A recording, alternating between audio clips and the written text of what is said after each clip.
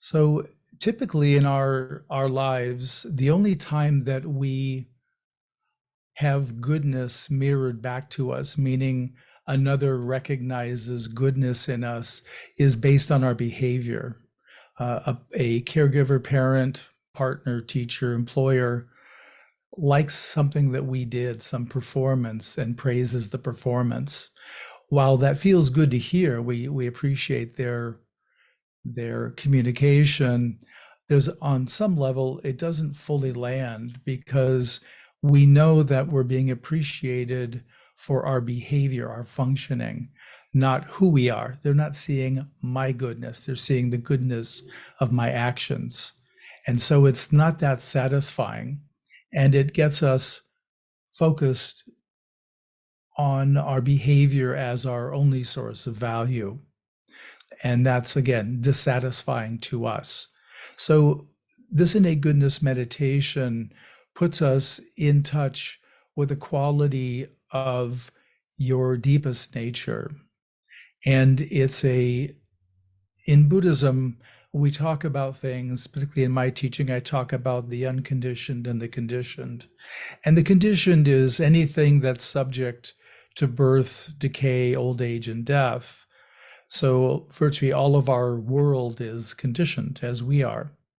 And yet there's also a part of us, a part of our world that's unconditioned. That means it isn't born, it doesn't decay, it doesn't age, it doesn't die. It's always in existence and always has been. And we call that the absolute in the Zen tradition. I use that in my teaching as the source. We could use the concept of God, same as the concept of source. But the absolute is an absolute truth, an absolute reality. So innate goodness is a quality of the absolute. So it's something that's always available. And the great news about that is that we don't have to earn it.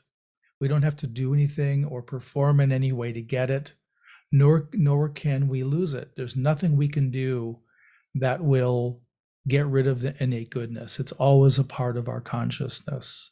So this is the really good news about this practice. The way that we practice this is, if you're a visual meditator, and the way to tell is if I say to you right now, close your eyes and picture a two-story brick house. If you can see that house in your mind's eye right now, then that indicates you're a visual meditator. If you can't picture the house, then you're what I call a felt sense meditator, meaning you're in contact with the felt sense of things rather than the visual quality of them. And so each meditator will recall a memory of either their own life or another being, can be animal or human, and we can use nature itself. And we hold that image, whether it's visual or felt sense image, and we make contact with the innate goodness from that image, from that memory. And what that does, that resonates the innate goodness in us. So as you get established, as you make contact and feel some stability with your innate goodness, then when it feels stable, try relaxing the memory, try putting it down temporarily, and just rest awareness directly in innate goodness. If your timing is correct, you will drop deeper into innate goodness.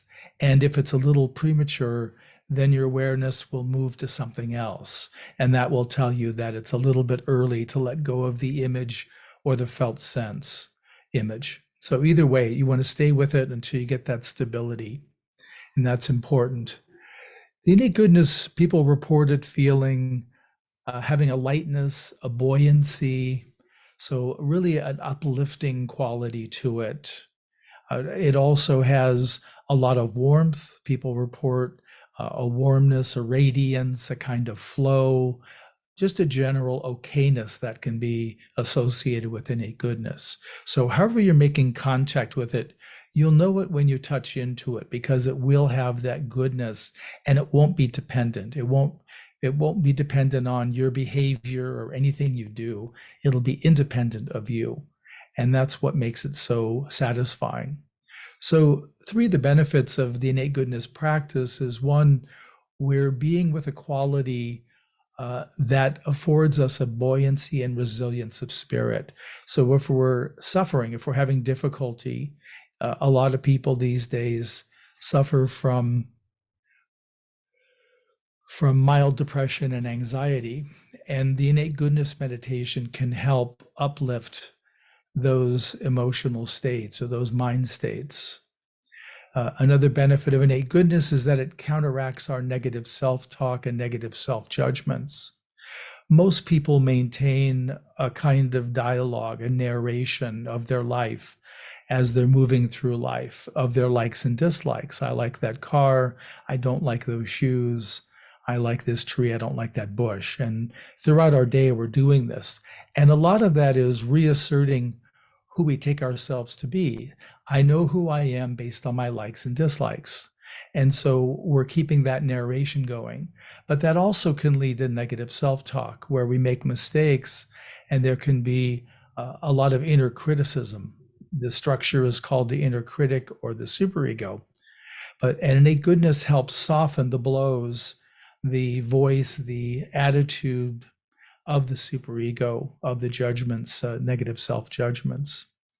And then finally, when we're with innate goodness, we're with a quality of our deeper nature, our true nature, which is the same as the absolute. So we're with a special quality that's in our consciousness.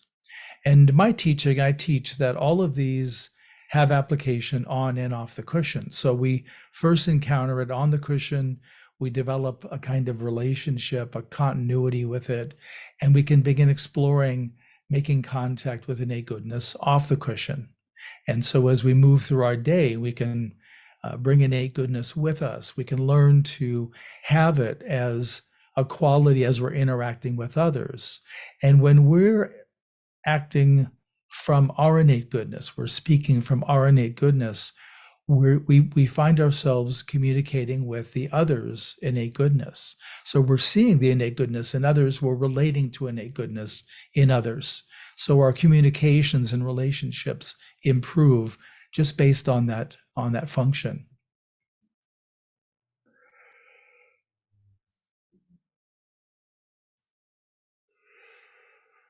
So there are a couple of resistances to innate goodness. First, I mentioned the self-talk. So maintaining that ongoing self-talk keeps us away from innate goodness. It's like it creates a buffer between our awareness and innate goodness. So we want to try to minimize the self-talk and really turn towards the innate goodness. It also our self-judgments. If we're being too critical of ourselves, it will make it challenging to make contact with innate goodness. So we have to let ourselves step back from those self-judgments as we maintain contact with innate goodness. And then finally, the final resistance to innate goodness is compulsive doing. And this comes from what I was mentioning earlier, where our goodness is reflected when we perform. And so we really get linked into I'm only good, I'm only seen, I only exist when I'm performing for others, when I'm doing good. And so this leads to this compulsive driver. And we can recognize this as we sit down at some point in our day to relax for a few minutes. And the moment we sit down and we're not doing anything, we'll start getting all of these ideas, these prompts. Well, you could be doing this, you could be doing that. Why don't you get up and do something? And there may even be some self-judgments, you need to stop being lazy, this kind of business. So that compulsive doing also pulls us away from innate goodness. So we're learning also how to relax and how to be present to our own experience. Innate goodness is a concentration meditation. So with a concentration meditation, we focus on the meditative object, in this case, innate goodness, as a priority, as a preference over all else in our awareness or perception. So I may be feeling, for example, having some knee pain, but I stay with the innate goodness. I'm not going to the knee pain, even if it feels more predominant. With concentration meditation, you stay with whatever the object is. Again, whether there's thoughts or judgments or body issues, we stay with the meditative object, in this case, innate goodness. So again, not a repression, just a prioritizing. As we do this meditation, this first one, I'll do a partially guided one. So I'll guide you through the setup of how you do it. I'm going to first go through posture instructions. So go ahead and seat yourself in your meditation posture. You normally want your feet to be flat on the ground if you're in a chair. If you're on a cushion, then your legs and feet will automatically be in contact with your cushion. Let yourself feel the support of the building you're in, holding you in this moment.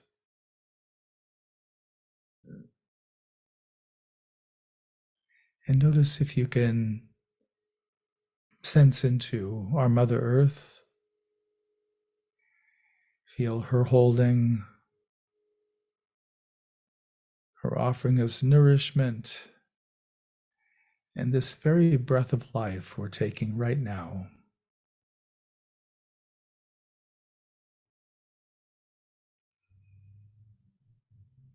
Bring your awareness to the hara. It's a spot about two finger widths below the navel and 2 finger widths in from the surface of the skin. It's a natural grounding place in our body, a natural seat. In the Zen tradition, it's believed this is where we store spiritual energy, and that the accumulation of spiritual energy here is what leads to kensho, to awakening. So just let your awareness settle here, take its seat. Breathe into the hara, relaxing with each breath, relaxing any doing.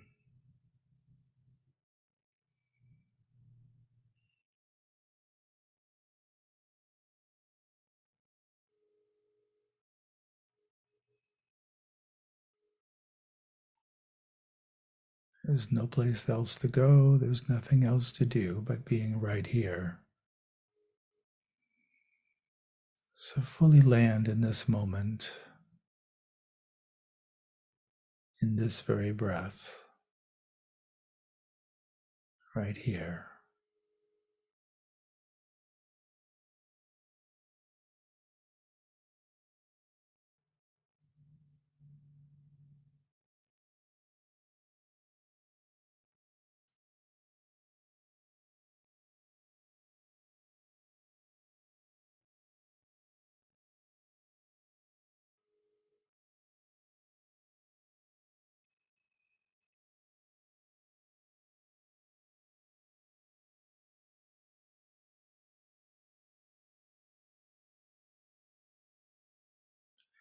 Using your in-breath, invite awareness into the heart area.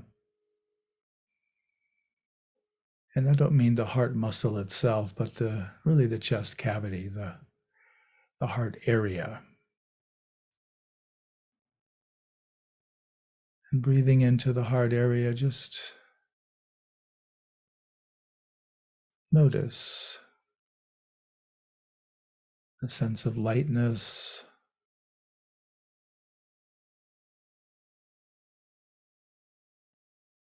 a warm radiance,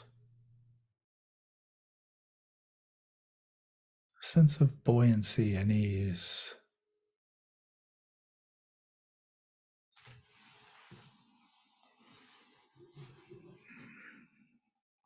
If you want some additional support in making contact with innate goodness, draw upon that memory of yourself or another being or nature itself, exhibiting innate goodness.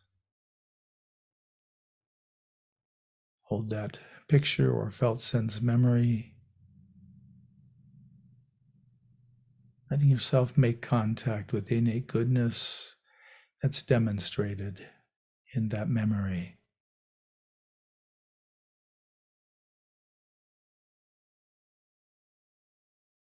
Feel the resonance of that innate goodness here. Stay with the memory until innate goodness feels like it has a stability in your experience. And then try gently putting down the memory and just resting awareness directly in innate goodness, the way you'd float in a pool or pond.